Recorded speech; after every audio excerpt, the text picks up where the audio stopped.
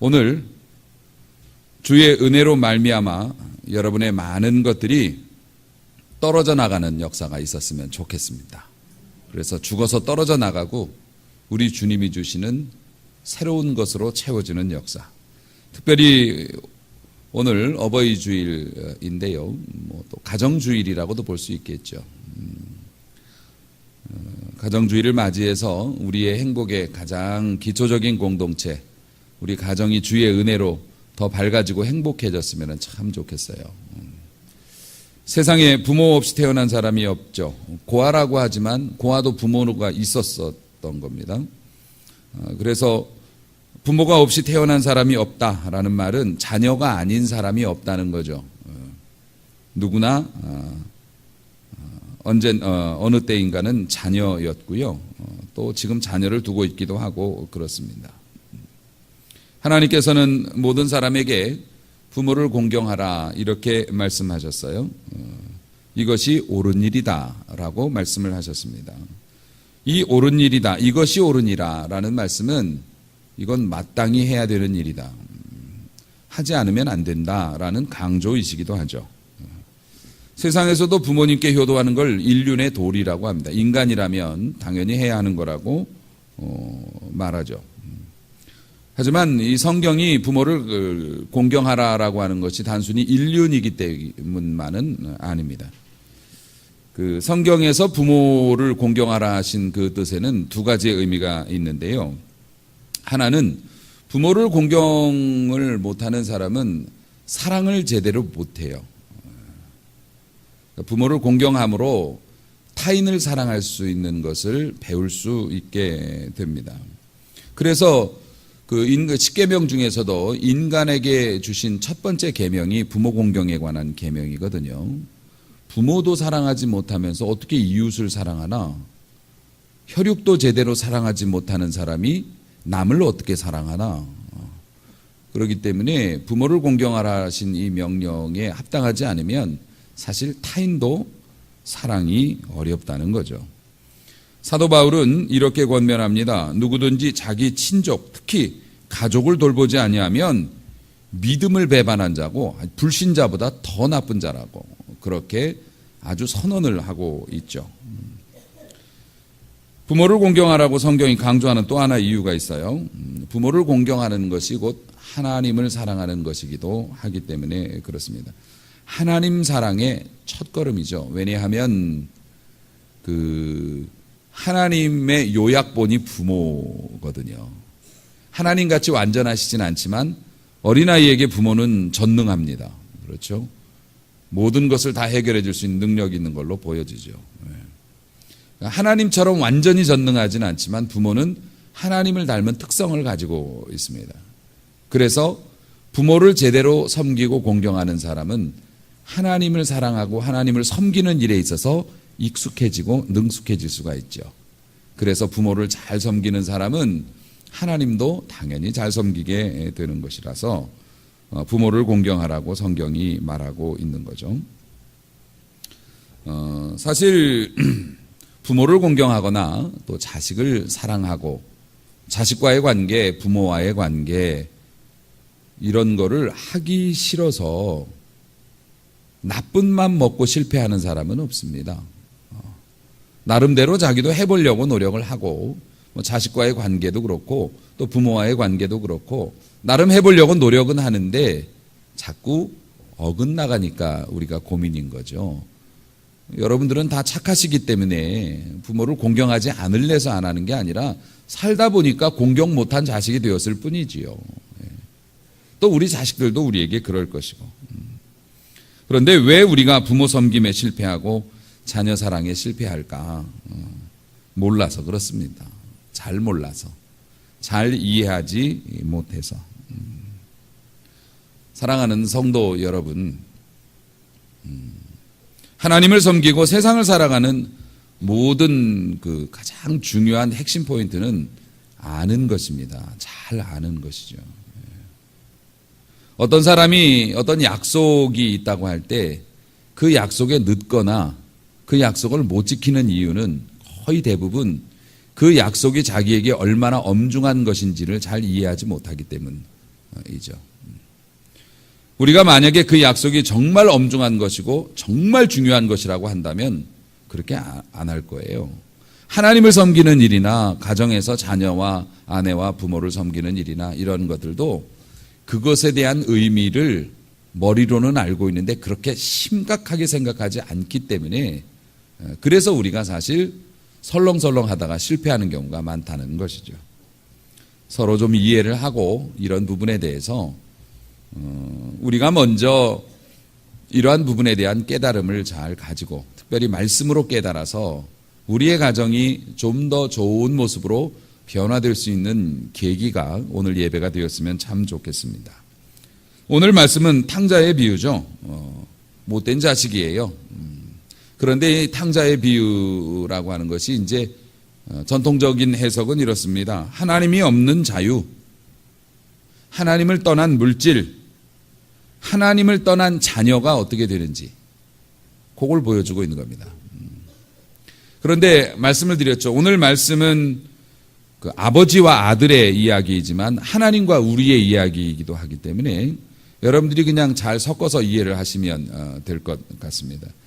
이 속에서 이 말씀을 잘 이해하면 우리가 하나님과의 관계가 정말 좋아질 수도 있고요. 이 말씀을 또 잘 이해하면 우리가 가정이 행복한 가정으로 바뀔 수도 있는 거니까 이게 정말 귀한 기회거든요.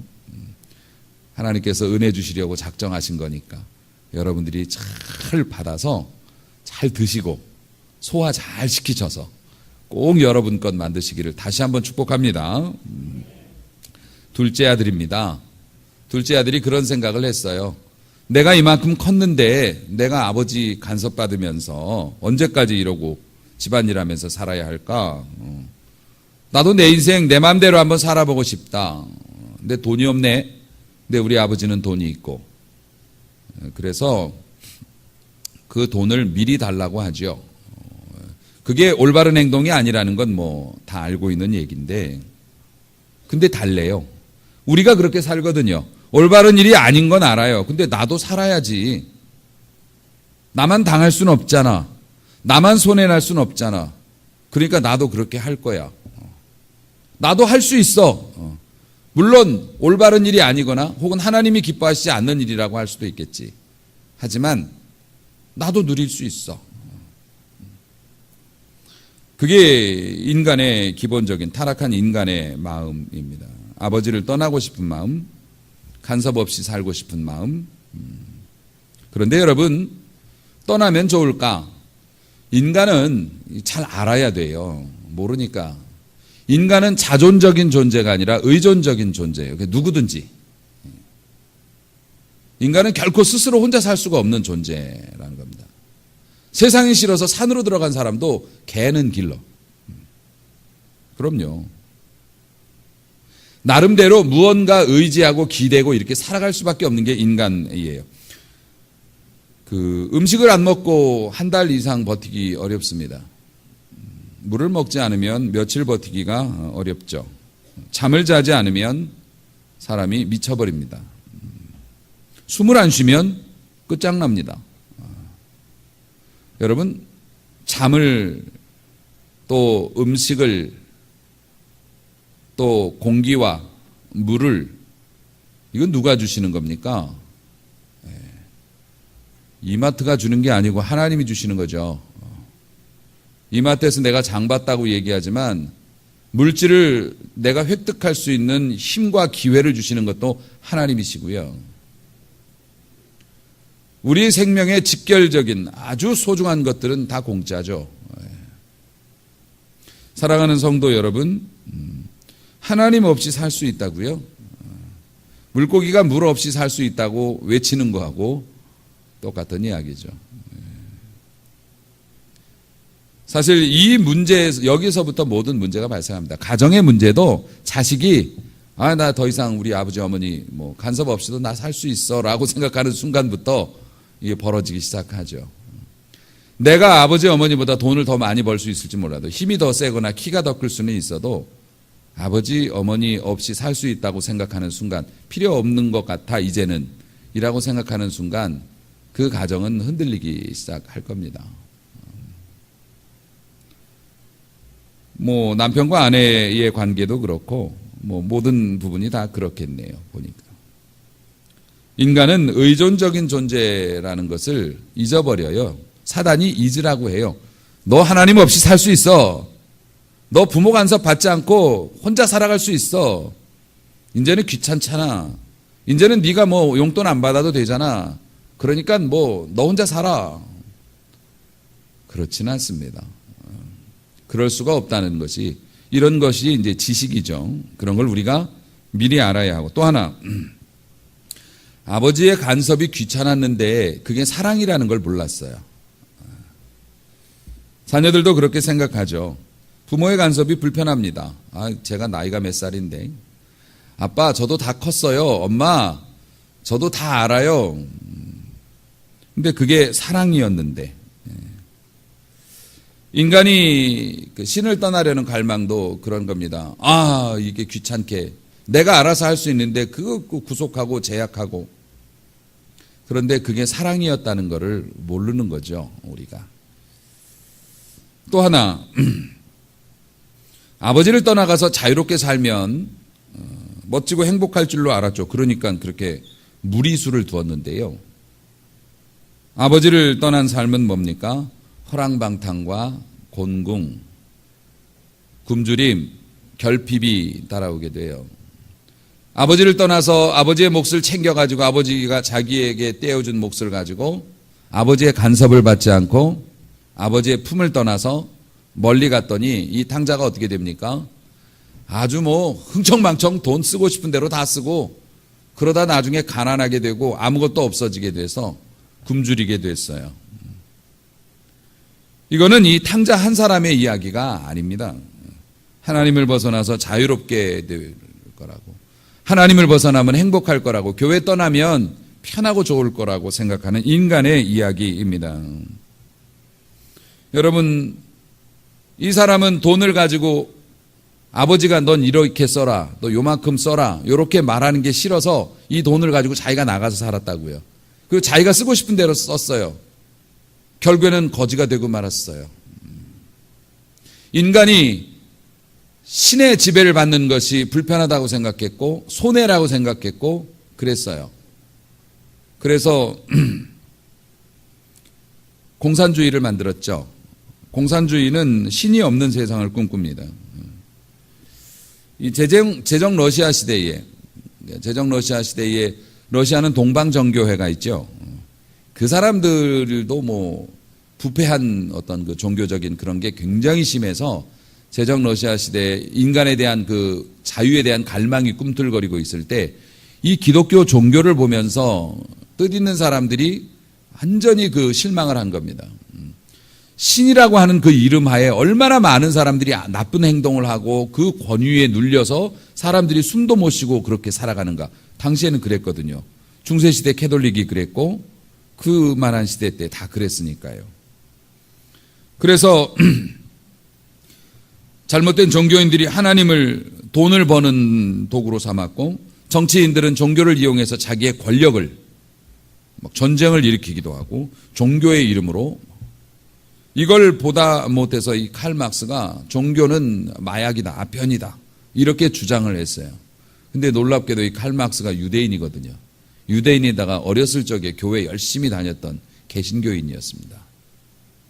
그런데 이 사람이 기존 교회에 대한 어떤 부패를 보고 화가 나가지고 종교 자체가 필요 없다라는 결론을 내리죠. 공산주의 이론의 기초를 제공합니다. 마르크스와 엥겔스 아시죠? 네. 결국 신에게 의지하지 말고 인간의 힘으로 세상을 아름답게 만들 수 있다. 신 없어도 된다. 그리고 공산주의 이념은 기독교를 박멸했습니다. 지금도 기독교와는 상극이죠, 공산주의가. 그 결과는 어떤가? 공산주의가 지배하고 있는 지금 나라, 또 지나왔던 나라들에게 인권이 있었나요? 없었습니다. 평화가 있었나요? 없었습니다. 풍요가 있었나요? 없었습니다. 지지리궁상 가난하게 살았습니다.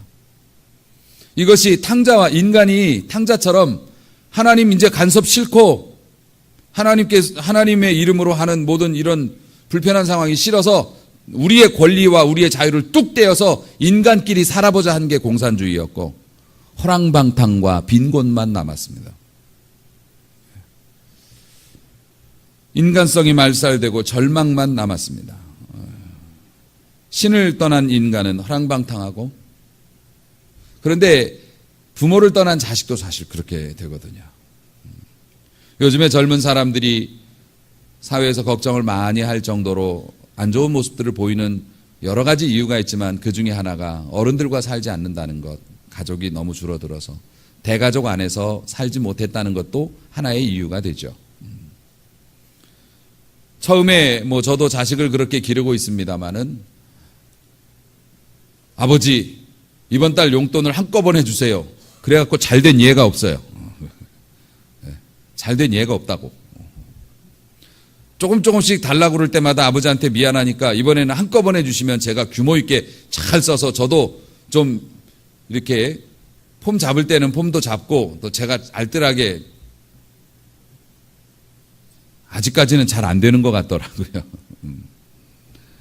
사랑하는 성도 여러분, 하나님이 없다고 생각하고 사는 오늘의 사회가 어떻습니까? 부도덕하고 타락하고 무질서하고 절망이 가득 차 있는 시대이고 인간의 존엄성을 잃어버리고 사는 시대가 됩니다. 성실하게 사는 거, 정직하게 사는 거, 순종하는 거, 질서를 지키고 순수하게 사는 거, 이게 하나님께서 우리에게 주신 재산인데 하나님을 벗어나서 착하게 살겠다고 하나님을 벗어났는데 이거 다 까먹고 이제는 굶주림과 빈 껍데기만 남았죠. 그래서 우리가 열심히 전도해야 되는 이유가 또 여기에 있습니다. 사실 하나님을 떠난 이 개인, 사회도 그렇습니다만은 우리들 사는 모습을 보아도요, 사실 요즘 세상에는 40도 못 돼도 벌써 두려움을 느낍니다. 직장에서 40이 못 됐는데도 이제 이 회사 이 벅차다. 내가 더 이상 이게 내 인생의 끝인가? 더 이상 올라갈 수 없는 건가? 이런 두려움을 갖기 시작하죠. 50이 못 되어서 인생의 허물을 느낀다고 합니다. 이게 세상 산 건가? 내가 이거 다 새로울 게 이제 없을 것 같은데 나는 그동안 뭘 했나? 이제 몸도 옛날 같지가 않은데 나는 젊었을 때 힘이 좋았을 때 뭘 하고 살았을까? 이런 생각. 60도 못 되면 절망을 느낍니다. 이게 친구도 명예도 다 이게 뜬구름 같은 거고, 점점점 나이를 먹어가면 이제는 친구들이 죽었다는 얘기를 듣습니다. 친구의 부모님이 돌아가셨다는 거하고 친구가 죽었다는 건 이 느껴오는 충격이 상당히 다르죠. 나도 그 중에 하나가 될 수 있다라고 하는 것이 현실적으로 느껴지는 거죠. 젊었을 때의 꿈도 어디로 가버리고 건강으로는 내가 자신이 있었는데 이제는 매일매일 꼬박꼬박 약을 찾고 있는 나를 보고 인생이 이렇게 됩니다. 둘째가 아버지를 떠나서 허랑방탕하고 지 맘대로 살다가 가난해져 가지고요, 아르바이트로 돼지 키우는 일을 하는데 들에 나가서 돼지를 키우면서 돼지가 먹는 쥐염 열매를 자기가 식용으로 하겠다고 그것도 없어서 남한테 좀 달라고 했는데 그걸 안 줘요. 인생의 완전히 바닥까지 가서 내가 뭐냐. 아마 사랑하는 성도 여러분, 여러분들도 쥐염 열매 좀 드셔보셨을 거요. 내가 이렇게까지 하나? 내가 여기까지 이렇게 내려가나? 내가 이런 일도 하게 되네? 내가 이런 상황에도 놓여보네? 그런데 그것도 뜻대로 안 돼요. 그런데 탕자가 이제 여기서부터 반전이죠. 이렇게 힘드니까 아버지 집이 생각이 나요. 무슨 생각? 아주 당연한 생각 아닙니까? 우리 아버지 집에는 나처럼 이렇게 아르바이트 하는 종들이나 그런 사람들이 많은데 그 사람들은 먹을 거 걱정 전혀 안 하고 사는데 우리 아버지 집이 홀 난데 이런 생각을 하게 됩니다. 그래서 여러분 주일학교 교육이 중요한 거예요. 어렸을 적에 하나님의 집에 대해서, 아버지의 집에 대해서, 하늘의 나라와 우리 주님에 대해서 맛을 본 사람은 기억이 남아 있어서 인생의 쥐업 열매를 먹다가 하나님 집에는, 하나님 안에서는, 교회는 이렇지 않은데 라는 생각을 떠올리게 되죠. 그래서 지금 말 안 듣고 지금 청년들이 교회를 자꾸 떠나려고 하고 그래도 악착같이 교회 교육을 해야 되는 이유가 언젠가는 그들도 인생의 쥐업 열매 먹을 날이 오거든요. 우리 자식들 우리가 아무리 돈 들여서 지키고 눈동자같이 보호한다고 하지만 천만의 말씀 10%나 20% 정도 지킬 수 있을까요? 나머지 80%는 다 열려 있어요. 여러분 다녀올게 하고 집 밖에 나가면 여러분 소관 아닙니다. 언젠가는 인생의 쥐업 열매를 먹을 날이 올 때 그들이 아버지의 집을 기억해야죠. 하나님을 기억해야죠. 이 아들이 아버지의 집이 기억이 났어요. 여기에 있다가는 죽겠다라는 판단이 드니까 아버지 집으로 가겠다고 결단을 한 겁니다. 여기에서 이게 구원받은 사람과 선택받지 못한 사람의 차이가 납니다. 구원받은 사람은요, 정말 어려워지고 힘들어지면 요나 같은 케이스가 그런 경우죠. 하는 짓은 정말 안 믿는 사람보다 더 못되게 행동하는데 못난이처럼 행동하지만 진짜 죽을 상황이 되면 하나님께로 또 찾습니다. 왜냐하면 이게 맛을 봐서 알기 때문에 그래요. 하나님의 자녀는 그래요. 그래서 사람은 돌아가실 때 보면은 그 정확한 믿음을 거의 알 수가 있죠. 인생에 아무런 소망이 없고 이제 죽음만 앞에 남아있다는 것을 깨닫게 되었을 때 그들은 일평생 하나님을 멀리하고 산 사람도 하나님을 찾고 주의 이름으로 세례를 받겠는가 하면 그렇겠다고 얘기를 합니다. 요거는 이게 희망이 있는 거죠.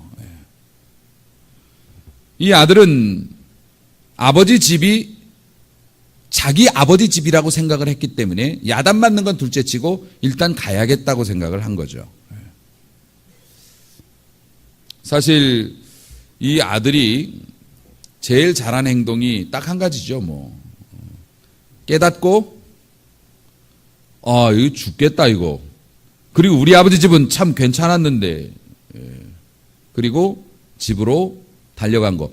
대개 깨닫고 이거 죽겠다 이거. 우리 아버지 집은 괜찮았는데 근데 안 가요. 그런 사람들이 세상에 굉장히 많아요. 제가 금요기도회 때 그런 예화를 드렸죠.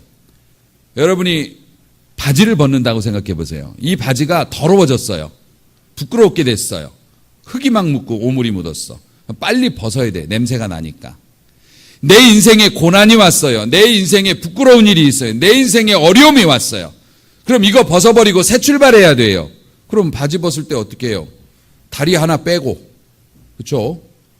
또 다리 하나 빼고 그리고 던져버려야 돼요. 왜 그러세요? 바지 벗는 거 모르는 사람처럼 왜 저를 그렇게. 이 탕자가 더러운 옷이 되었어. 그래서 이러다 죽겠다. 그리고 우리 아버지 집에는 이렇지 않은데 이게 다리 하나 뺀 거예요. 그의 가난과 그의 실수, 그의 부끄러움을 벗어버릴 기회가 온 건데 이러다가 이거 안 되겠다.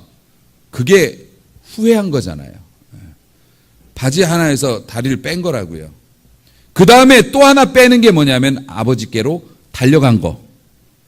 우리 성도들이 이대로 살면 안 되겠다. 하나님 뜻을 거절하면 안 되겠다. 은혜에 벗어나면 안 되겠다. 교회 떠나면 안 되겠다.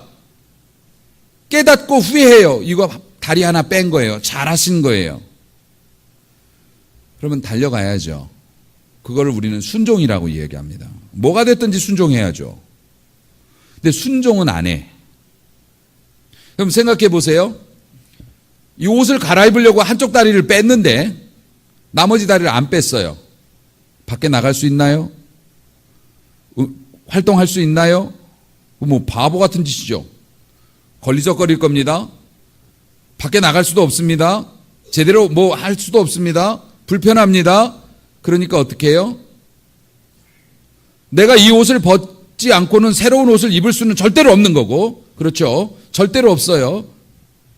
그럼 나중에 막 좀 어떻게 해보다가 후회하고, 내가 신앙생활 열심히 해야 되는데, 후회하고, 내가 뭐 좀 해야 되는데, 하나님 앞에서 해야 되는데, 이러고서 하는데, 순종이 안 되면, 한쪽 다리만 빼고 돌아다니다가 불편하고, 세상에 나가 볼 일도 있으면 어떻게 해요? 슬그머니 뺐던 다리 다시 넣고 그 옷 입습니다. 두 다리 다 빼기 전까지는 그 바지 못 벗어요. 이걸 뭐 아멘하라고 그러긴 좀 이상한데, 이 영적인 이치가 그렇습니다. 우리가 한쪽 다리 빼는 건 잘합니다. 은혜를 받고 싶어 하고 막 사모합니다. 어디 좋은 말씀 없나 막 찾아다닙니다. 은혜 받는 일에 너무 익숙하고 막 은혜를 사모하니까 신앙적인 것 같이 보이죠. 근데 나머지 한쪽 다리는 안 뺍니다. 그러니까 다시 개가 토한 것을 먹듯이 옛날로 또 돌아갑니다. 왜냐하면 이상하잖아. 순종할 수는 없고 아닌 건 알겠지만 나도 생활을 해야 되고 나도 사람을 만나야 되고 나도 뭔가를 해야 되기 때문에 그러다가 슬그머니 옛사람으로 돌아가는 거죠. 이 자식은 나 이러다 죽겠다. 우리 아버지 집은 여기보다 훨씬 나은데 한 다리를 뺐고요. 아버지한테 갔습니다. 이 사람 아버지한테 갈 때 정상적인 사람이라면 무슨 생각할까? 벼룩도 얼굴이 있지. 어떻게 내가 이렇게까지 하고 아버지를 찾아가나. 근데 사랑하는 성도 여러분, 죽게 생겼으면 찾아가야죠. 진짜 아버지면. 친자식이 아니면 도망갑니다. 무서워지면 도망갑니다. 그런데 친자식이면 죽게 생기면 아버지 하고 들어갑니다. 친자식인데 그럴 수밖에 없죠. 자, 아버지 집으로 돌아갔어요. 아버지 집으로 돌아온 결과가 정말 놀랍습니다. 집에 돌아온 아들이 생각밖에 분에 넘치는 대접을 받습니다. 우리 주님께 돌아온 사람도 여러분 생각보다 훨씬 분에 넘치게 하나님이 대접해 주실 줄로 믿으시기 바랍니다. 이건 성경에 나온 얘기고요. 여러분 그 성경책에 보면 이 빨간 글씨 되어 있는 성경책 있잖아요. 주님이 말씀하신 내용이 빨간 글씨예요. 아버지의 마음을 주님이 직접 말씀해 주고 계세요. 너희가 내게 돌아오면 너희가 상상했던 것보다 분에 넘치는 대접을 받으리라. 할렐루야. 그게 하나님의 마음입니다. 아버지의 마음이죠. 이 아버지 집으로 이렇게 돌아가니까 말입니다. 돌아갈 자격도 없고 아버지 얼굴 볼 낯도 없고 그런데 돌아갔어요. 돌아갔을 때 이 사람이 뭘 얻냐면 아버지를 찾게 돼요. 그게 무슨 얘기냐면은 우리 아버지가 내가 알던 아버지가 아니었구나. 자기가 알던 아버지는 맨날 잔소리하고 일 시키고 그렇잖아요. 용돈도 맨날 조금 주고 자식들도 우리도 그런 경험이 있겠지만 자녀들도 이렇게 살다가 서로에 대해서 새롭게 알게 되는 게 있습니다. 가령 뭐 자식이 밖에 나가서 진짜 큰 사고를 쳤어요. 큰 사고를 쳐서 얘 혼자 감당이 안 되는 거야. 감당이 안 되고 막 경찰서에 잡혀가고 앉아있고 그런데 뭐 어떻게 하면 좋을까 막 완전히 이게 무너져가지고 정신이 나가 있는데 아버지가 나타났어. 그런데 그 아버지는 집에서 맨날 소파에 누워만 있고 야, 물 떠와라. 별로 존경스럽지 않은 별로 본받고 싶지 않은 내 진짜 용돈도 잘 안 주고 그러던 아버지가 경찰서에 탁 나타났습니다. 그리고 아버지가 그 무서운 사람들과 만나서 이야기를 하고 처리를 하고 돈을 꺼내서 해결을 하고 만나서 너 저 가봐 있어. 얘 내 아들인데 내가 아버지인데 하면서 막 일을 처리해요. 소파에 누워있던 아버지가 아니네. 나한테 맨날 잔소리하던 그런 집에서 보던 무기력한 아버지가 아니네. 하나님께로 돌아오면 우리가 알던 하나님이 다른 하나님으로 보입니다. 할렐루야. 맨날 하늘에 계신지 안 계신지도 모르겠는데 맨날 헌금하라 그러고 맨날 잔소리하던 하나님이 아니라 나를 살려주시네. 할렐루야. 나를 지켜주시네. 할렐루야. 하나님께로 돌아간 사람은 전혀 다른 아버지를 만나죠. 이 탕자가 옛날 같으면 또 잔소리 꽤나 듣게 생겼네. 우리 아버지 또. 그러고 갔는데 달려가서 끌어안고 종들 다 불러 모아서 이거 살찐 소 한 마리 데려다 잡어. 오죽하면 집 지키던 큰아들이 열받아서 아버지 나는 친구들하고 회식한다고 그럴 때 뭐 쥐꼬리만한 뭐 하나도 안 주시더니 이놈이 뭐가 이쁘다고 이렇게 잡으십니까? 이렇게 항의를 할 정도로 전혀 다른 아버지를 만나죠. 뿐만 아니라 이 아버지가 밖에 나가서 기다리신 거잖아요. 계속. 아버지가 나 별로 안 좋아하시는 줄 알았는데 나를 엄청 좋아하셨구나. 나를 너무 사랑하셨구나. 자녀들도 그런 걸 깨달을 때가 있죠. 와, 우리 아버지가 맨날 내가 뭐만 하면 디스하고 막 그게 되겠냐? 뭐 이러시더니 나를 이렇게 걱정해 주셨네. 날 이렇게. 돌아가면 이게 보입니다. 돌아가면.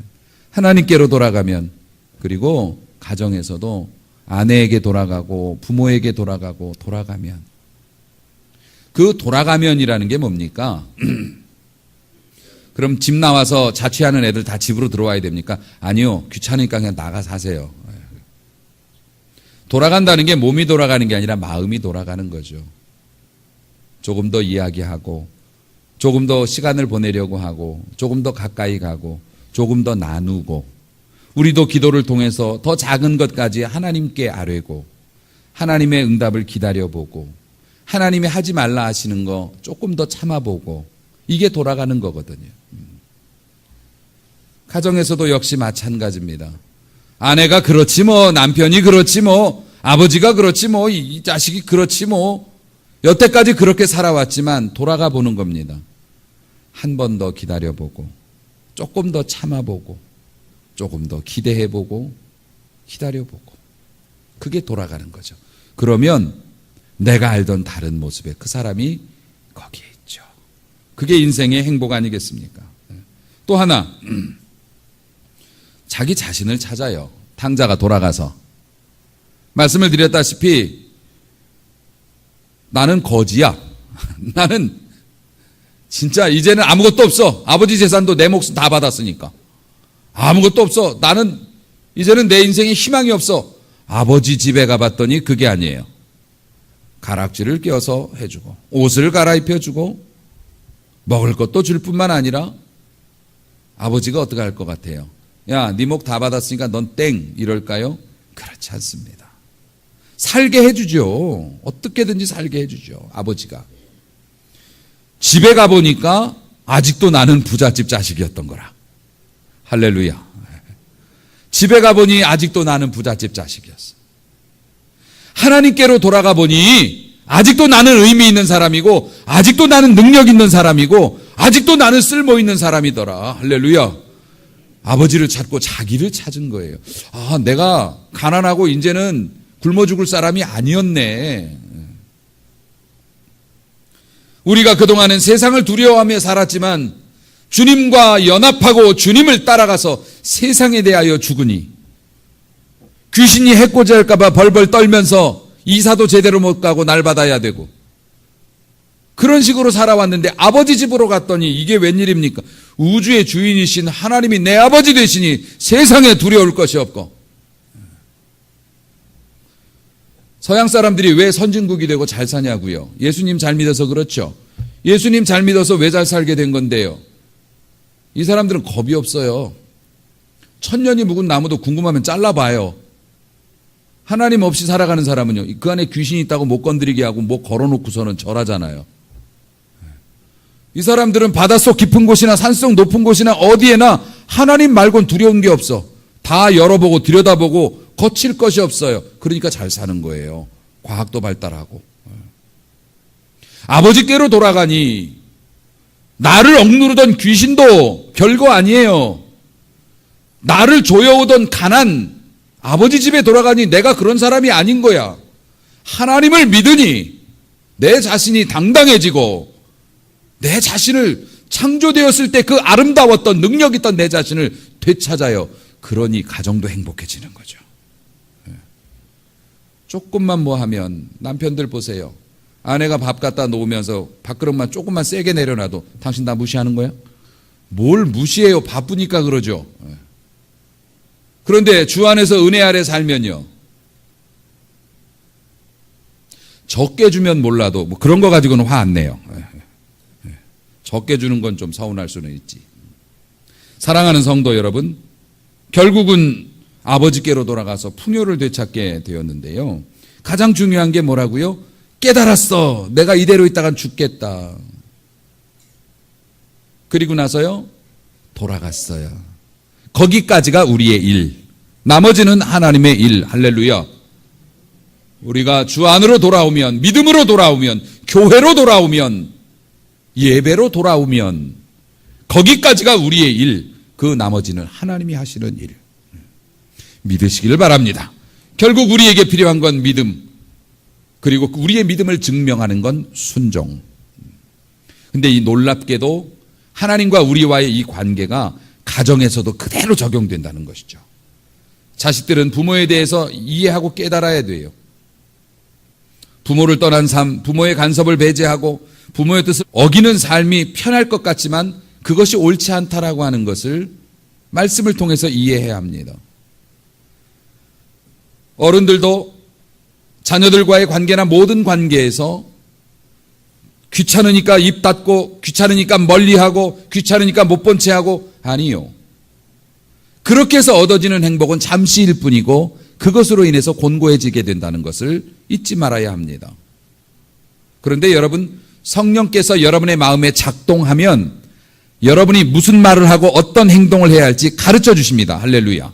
그러니까 은혜 받는 게 먼저인 것 같아요. 제 생각에는. 은혜 받으면 가정이 풀어지거든요. 무슨 대단한 교육을 받아서가 아니라 성령께서 할 말을 생각나게 해주시고 성령께서 어떻게 해야 될지를 가르쳐 주시니까. 네. 여러분의 삶은 살만하십니까? 여러분의 미래가 어떻게 괜찮으시겠습니까? 지금 넉넉하고 행복하고 평안하십니까? 만약에 그렇지 않은 분이 있다면 즉시 일어나서 아버지께로 돌아오시기 바랍니다. 아버지 집에는 여러분이 꿈꾸던 것들이 있습니다. 그리고 하나님 아버지는 여러분이 지금까지 알아오던 그런 분이 아닙니다.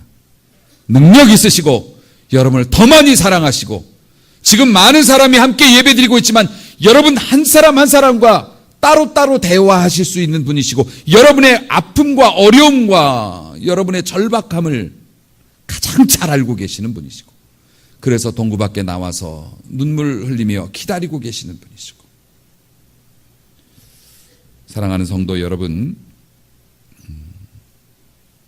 내가 미처 몰랐던 너무 좋으신 하나님, 또 하나님의 자녀였던 당당했던 나, 그리고 하나님의 집에 있는 풍요와 안식, 이것이 오늘 여러분들에게 제시되어져 있습니다.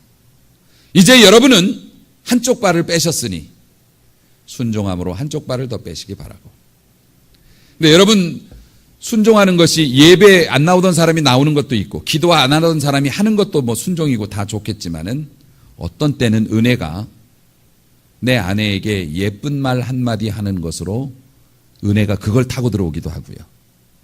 내 자식에게 따뜻하게 한 번 더 대해주는 것으로 은혜가 그 틈으로 들어오기도 합니다. 할렐루야.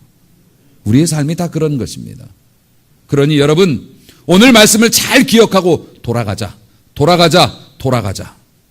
가정으로, 아내에게로, 남편에게로, 아버지에게로, 자식에게로 돌아가자. 하나님께로 돌아가자. 기회를 엿보시다가 성령께서 가르쳐 주실 때 여러분의 평소에 하던 대로 말고 조금 더 사랑으로 그렇게 해주신다면 모든 것이 합력하여 선을 이루는 하나님의 놀라운 역사를 보게 될 줄로 믿습니다. 결단하고 순종하여 행복한 가정을 이루시고 아버지의 품에서 사는 행복을 누리시기를 주님의 이름으로 축원합니다.